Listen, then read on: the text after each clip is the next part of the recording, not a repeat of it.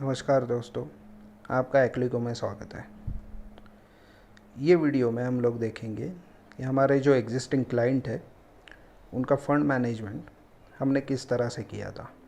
उनको fund management related क्या क्या हमने सजेशंस दिए थे और क्या क्या अल्टरेशंस उनके करंट पोर्टफोलियो में हमने करवाए थे। तो पहले तो हम लोग क्लाइंट का प्रोफाइल देख लेते हैं और उन्होंने जो हम दोनों ने मिलके जो गोल सेट किए थे वो भी एक बार देख लेते हैं। तो क्लाइंट का एज था 28 ईयर्स। उनकी एनुअल इनकम थी वो थी 10 लाख रुपए और जो उनकी लाइबिलिटीज़ थी टुवर्ड्स दोज लाइबिलिटीज़ उनका मंथली क्या क्या आउटफ्लो था वो भी एक बार देख लेते हैं। तो टुवर्ड्स होम लोन उनका ईएमआई जाता था 40,000 रुपये। उसके बाद उन्होंने पर्सनल लोन भी लिया था। टुवर्ड्स दैट उनका ईएमआई जाता था 5,000 रुपये। और दोस्तों उन्होंने कार लोन भी लिया था, उसका ईएमआई उनका 5,000 रुपये जाता था। तो ये सब ईएमआई जाने के बाद उनका मंथली एक्सपेंसेस जो था, जो कि सन्ट्री चीज़ों में लगता है और डे टू डे सन्ट्री चीज़ों में लगता है, वो था उनका मंथली 15,000 रुपये। और ये सब एक्सपेंसेस और ईएमआई जाने के बाद जो भी पैसा हाथ में रह जाता था उनके, उसमें से 8,000 रुपये वो एलआईसी के एक पॉलिसी में इन्वेस्ट करते थे। ये पूरी तरह से इन्वेस्टमेंट रिलेटेड पॉलिसी थी, इसमें इंश्योरेंस नहीं था। इसके बाद उनका मंथली आफ्टर टैक्स जो सैलरी थी वो 74,000 थी। तो आप अगर ऑब्ज़र्व करोगे दोस्तों तो 74,000 में से 73,000 उनका टुवर्ड्स ईएमआई, मंथली एक्सपेंसेस और थोड़ा बहुत इन्वेस्टमेंट ऐसे करके जाता था। तो इसलिए हमने जो गोल सेट किए थे उनके लिए वो था, उनका एक तो इन्वेस्टमेंट बढ़ाना है। तो इन्वेस्टमेंट हम लोग कैसे बढ़ा सकते हैं, तो उनका जो टैक्स था अभी वो एक तो कम करवाना है, क्योंकि बहुत सारे हमने अलाउंसेस देखे which is allow in income tax allowances as a tax free allowance, वो एंजॉय नहीं कर रहे थे। तो हमने उनको सजेशंस दिए थे, वो भी एक बार देख लेते हैं।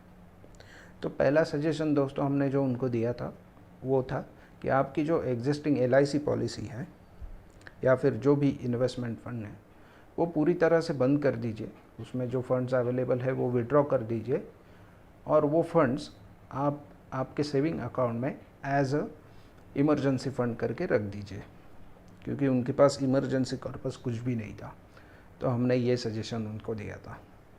फिर नेक्स्ट मंथ से उनको हमने सजेशन दिया कि आप एक 5,000 की एसआईपी चालू करवा दीजिए, जो कि इक्विटी बेस्ड हो म्यूचुअल फंड में, और एक 7,000 क्वार्टरली में 3 महीने के लिए 7,000 इन्वेस्टमेंट कर लीजिए सोवरेन गोल्ड बॉन्ड में। सोवरेन गोल्ड बॉन्ड हम लोग सजेस्ट करते हैं क्योंकि ये एक तो फिक्स आपको 2.5% इंटरेस्ट देता है और आपको जो नेचुरल एप्रिसिएशन सोने में वगैरह होता है वो तो मिलता ही जाता है। उसके बाद सोवरेन गोल्ड बॉन्ड में आपको जो गोल्ड मेंटेनेंस फीस या फिर टैक्सेस वो बहुत कम रहते हैं, ऑलमोस्ट निग्लिजिबल रहता है। तो इसलिए हम लोग सोवरेन गोल्ड बॉन्ड सजेस्ट करते हैं लोगों को। उसके बाद हमने ये भी उनको सजेशन दिया था कि आप टैक्स कैसे कम कर सकते हैं while filing your income tax return. तो जब भी आपका इनकम टैक्स रिटर्न आप फाइल करोगे, जो भी अलाउंसेस आपने सजेस्ट किए थे, जो भी अलाउंसेस आपको मिल रहे थे, वो आप क्लेम कर लीजिए। उससे आपका टैक्स कम हो जाएगा और टैक्स अमाउंट जो डिडक्ट हुई थी वो रिफ़ंड मिल जाएगी। तो रिफ़ंड मिले हुए अमाउंट के आप हाफ अमाउंट की एफडी करवा दीजिए और हाफ अमाउंट का एक वन टाइम म्यूचुअल फंड खरीद लीजिए। ऐसे हमने उनको सलाह दी थी। तो ये तो रही इन्वेस्टमेंट की। फिर उनको टैक्स बचाने के लिए मित्रों ये रहा वो कॉलम या फिर सेक्शन 10/14। ये है वो सेक्शन जहाँ पे हम लोग टेलीफोन या फिर रिसर्च अलाउंस हम लोग क्लेम कर सकते हैं।